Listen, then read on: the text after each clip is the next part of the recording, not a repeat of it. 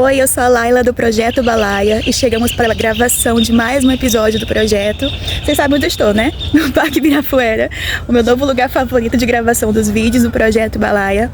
Lembrando que esse é um projeto que tem o objetivo de trazer a palavra de Deus para você, mulher negra. Então a gente faz uma leitura muito especial da palavra de Deus e o Espírito Santo me conduziu hoje para falar sobre identidade.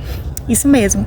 Ontem à noite eu estava falando com Deus e na madrugada de hoje, né, às 3 horas da manhã, eu acordei para falar com Deus novamente e caiu de eu meditar no livro de Ruth.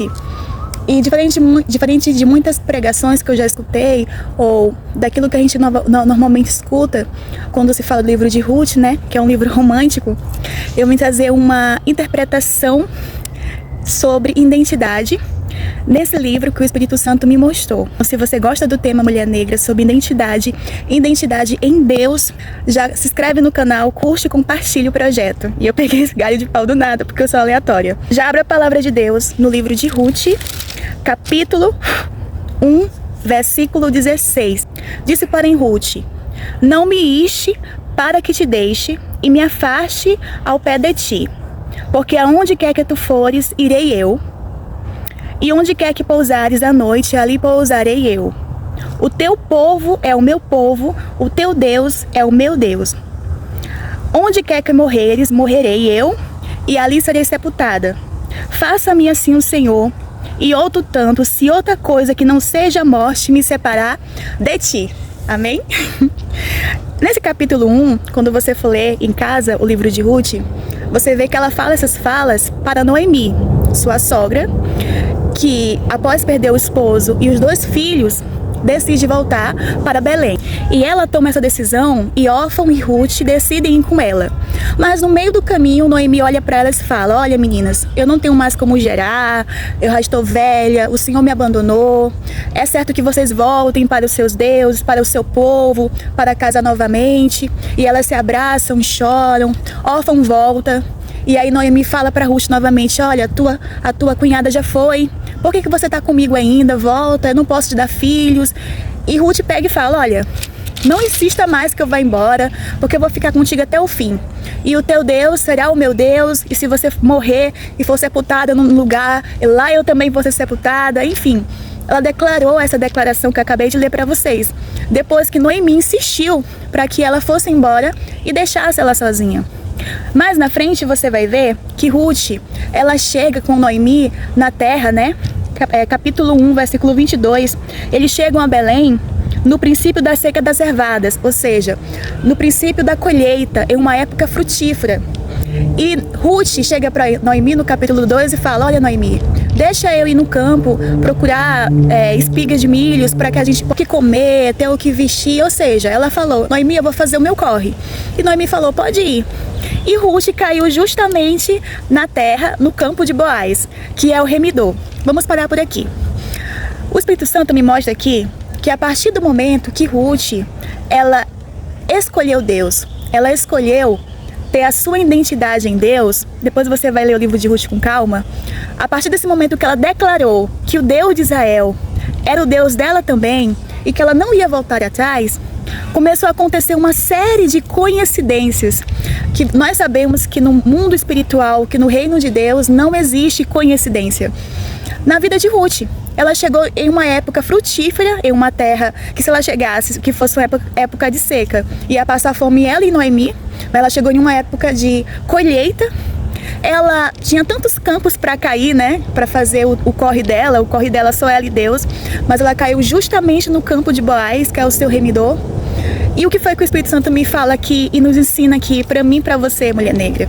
Que quando nós assumimos a nossa identidade, olha só, quando nós, presta atenção no que eu vou te falar, quando a gente assume a nossa identidade, quando nós assumimos a nossa identidade, veja só, identidade em Deus, Ele tem prazer em nos providenciar a providência.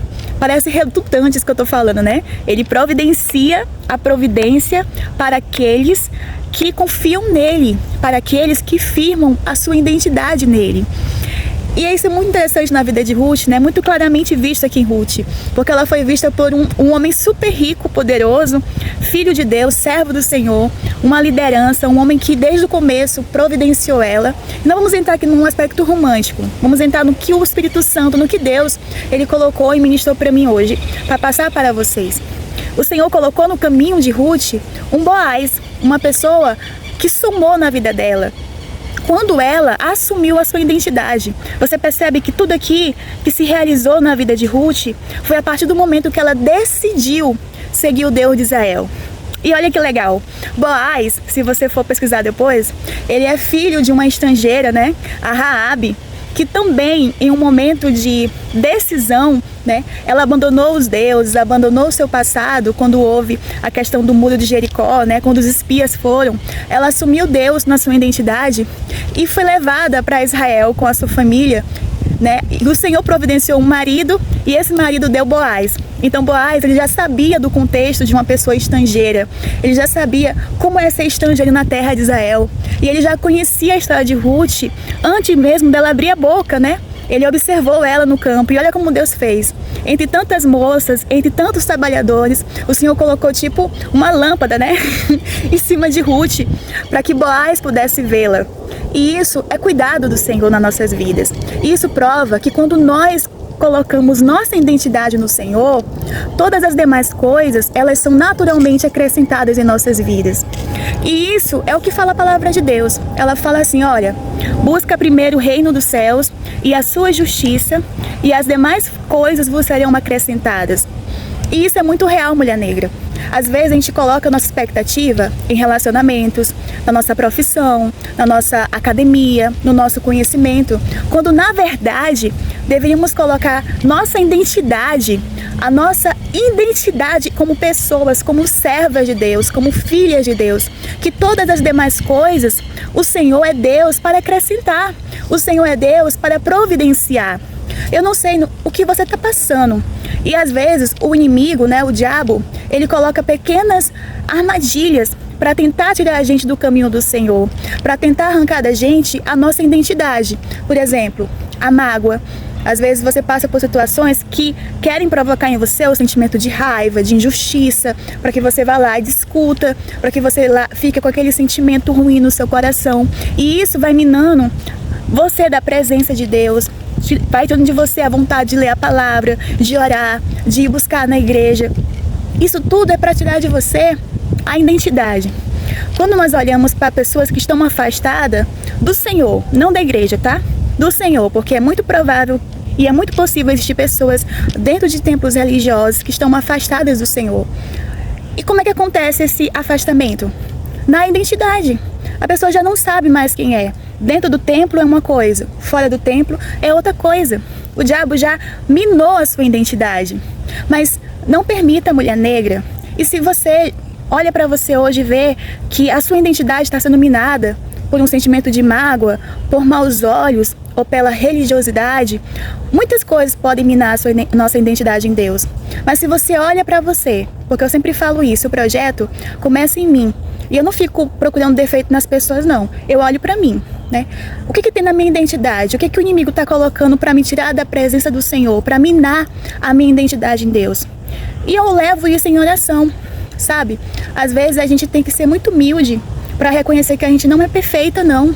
Que a gente é falha. E o Senhor, Ele se agrada de pessoas que têm essa humildade. O salmista Davi, no capítulo 25 de Salmos, ele fala justamente isso, né? Senhor, não me deixes confundido. Senhor, eu quero seguir o teu estatuto, eu quero seguir a tua palavra. Onde há confusão na sua identidade, o Espírito Santo não pode reinar. Quando você usa máscaras diante da presença do teu Criador, como é que ele pode modelar um barro que está duro, um barro que não se permite ser moldado? Amém? E Ruth aqui, ela foi abençoada por quê? Porque ela reconheceu Deus e colocou Ele em primeiro lugar. E aí ela afirmou em Deus a sua identidade de filha. E Deus, como um bom pai, cuidou dela nos mínimos detalhes. E é isso que Deus quer fazer comigo. É isso que Deus quer fazer com você.